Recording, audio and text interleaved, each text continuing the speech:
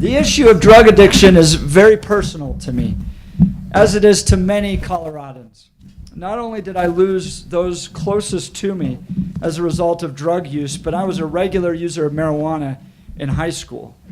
And the more I used drugs, the more I watched my grades slip, my relationships with my friends and family disintegrate.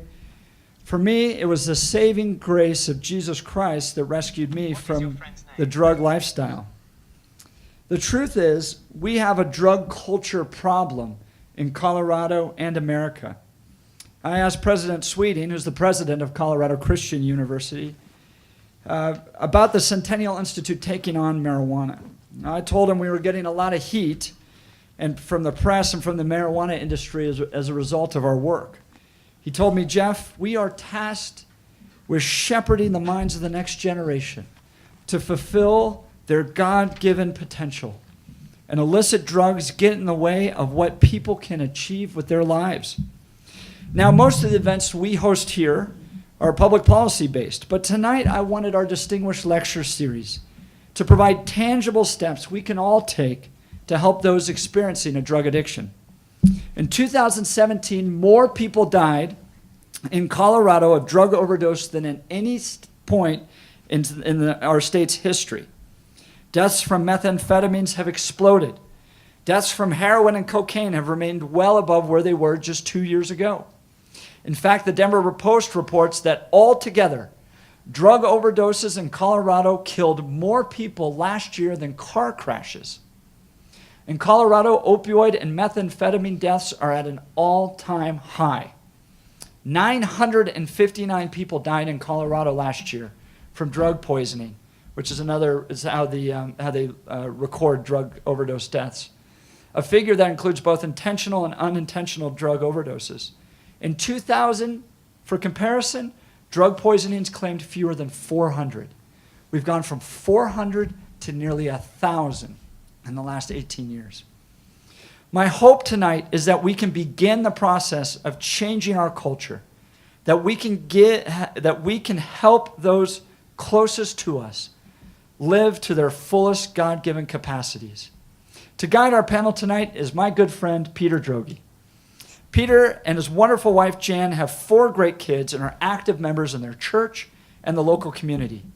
He is the fellow of marijuana and drug addiction policy at the Centennial Institute and is helping us develop a long-term strategy to protect Colorado's youth and communities from the harms of legalized marijuana and other drugs, increase access to treatment and recovery programs, advising us on appropriate policy strategies, and he does media interviews and writes op-eds for national publications, including USA Today. During the day, he serves as president of Digital Continent LLC, a cause marketing and communications firm serving mission-driven nonprofits. For the purpose of tonight's gathering, one of his key clients is the Wyoming's Association of Sheriffs and Chiefs of Police, who have engaged him to do education and prevention programs designed to respond to efforts to introduce legalized marijuana in the state of Wyoming. After 10 years of serving as the vice president of communications for the Daniels Fund, Peter was asked to take over Step Denver, then Step 13, to help address financial and programmatic issues following the unexpected death of its founder, Bob Cote. You'll learn more about this great organization tonight from Paul Scudo, right over there, the executive director of Step Denver. So please join me in welcoming Peter. We'll turn it over to you, Peter. Thank you, Jeff. Well, Jeff, thank you very much. I'm honored to work with Jeff and everyone at the Centennial Institute. I knew Bill Armstrong fairly well, and I think he really was the measure of a man in our culture, and I know we all miss him greatly, and so it is an honor to be affiliated in any way with his legacy, and especially with Jeff and the Centennial Institute.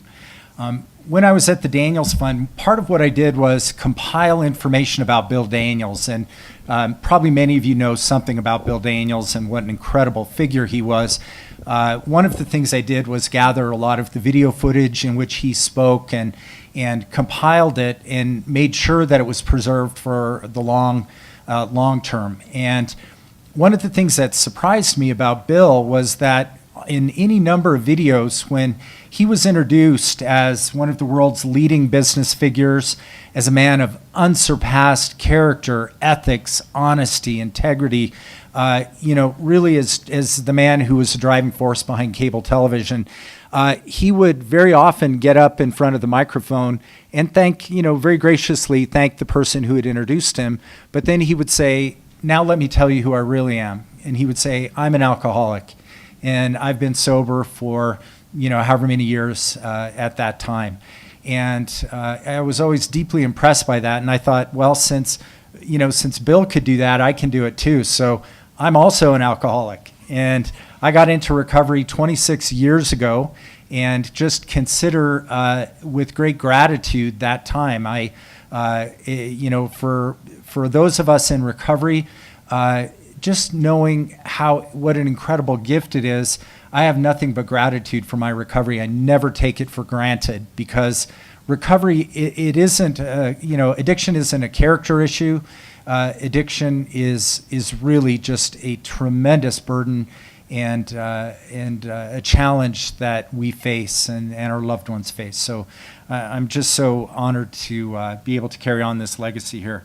I'm going to just give very, very brief comments. What I'm going to do is just give an overview framework of how I approach recovery, and then I'm going to just go through the 12 steps very quickly, because for anyone here who has a friend or a coworker or a loved one who's going through recovery, those 12 steps, while it's not the only path to recovery, they do offer a very clear, it helps, I think, give insights into the process that a person in addiction has to go through in order to come out and to really get into recovery. So the first thing I would say is with a loved one, number one, you just think about how would our Lord, for those of us who are Christians, how would our Lord Jesus respond to someone in addiction? And clearly, he would just respond with love and mercy. And so that's how we have to approach those who are in recovery. We have to love them and to be merciful to them. But there also has to be a logic that goes along with that love. If you have someone who's really struggling, there needs to be some measure of accountability that isn't based on condemnation or judgment, but rather a clear logical framework for consequences for behaviors, and you have to be able to stick to those. And these guys are going to talk quite a bit more about that with a lot more expertise than I can. So I'll just leave it to them. It has to be a disciplined love. So now, again, to get into the 12 steps, and again, I'm just going to go through these very quickly. The first step is an ultimate acceptance of powerlessness over addiction. It's a hard place to be, because you never get there without often losing so much.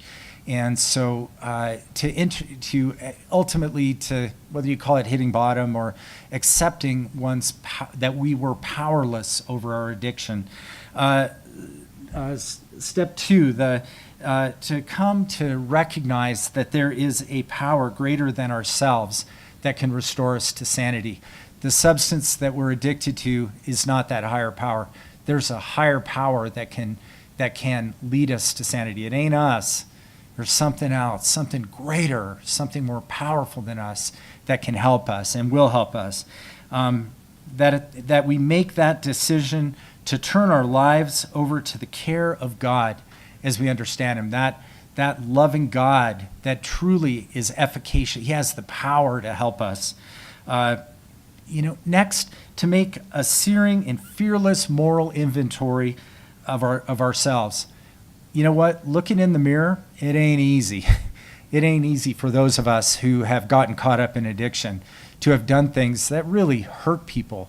I'm not talking hypothetical. I mean, really hurting our loved ones or our friends or people that we didn't even know. That moral inventory is absolutely essential and incredibly difficult.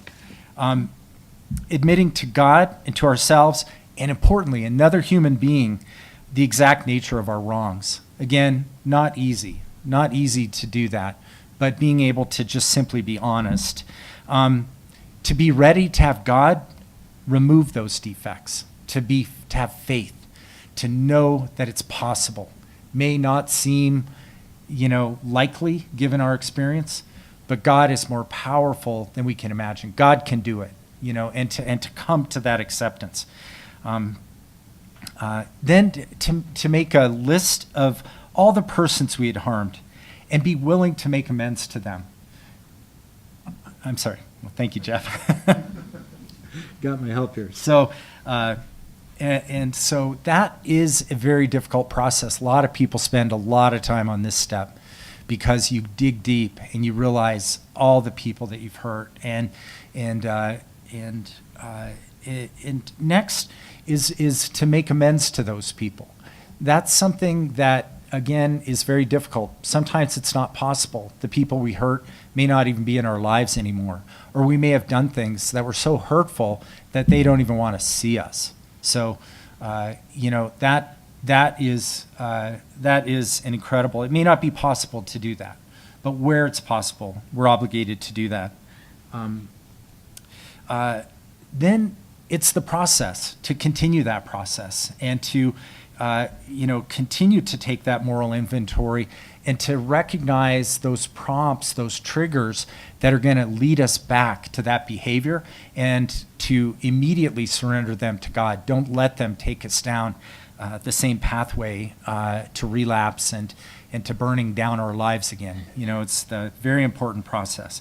Number 11, through prayer and meditation, improve our relationship with God as we understand Him, to really have an authentic prayer life, to really allow Him to touch our hearts and our souls and to be a part of our lives, to give us His strength to carry out that recovery. And then finally, as here I am tonight, as an alcoholic. What am I doing tonight? But step 12, I'm honored to be able to be here, to continue that awakening by carrying that message to others.